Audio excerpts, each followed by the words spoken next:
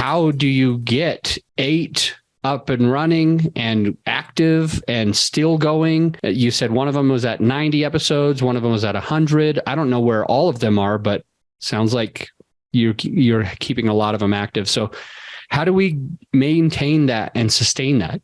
Okay. So first of all, podcasts are like potato chips. You can't just have one.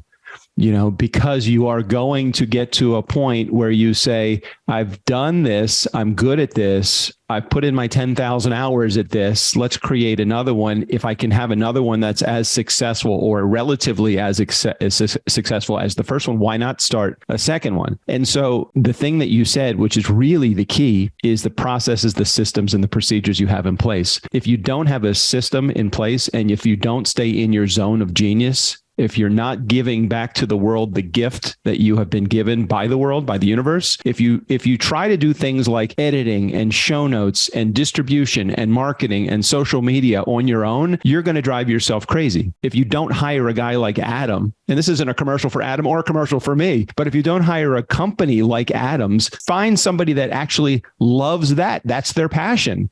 My partner and I started this podcast production business, because we liked all of the components. And then we realized, I'm really horrible at accounting, and I'm really horrible at editing, and I'm really horrible at show notes writing. Let's bring people in that do that. And when I got really good at understanding the stuff that is my gift that I am supposed to share with the world, I got out of the business of editing and production and show notes and hired people to do that for me. And I'm like, hey, if I can do this for me, I love business. Why don't we see if other people want to do this too? And so we built a business, and we got 5 clients, and then we had 10 clients. And by the time we launched and produced 300 shows, I'm like, we know what we're doing. We've got this dialed in. Why don't we go about the stuff that we really love doing, which is creating the content?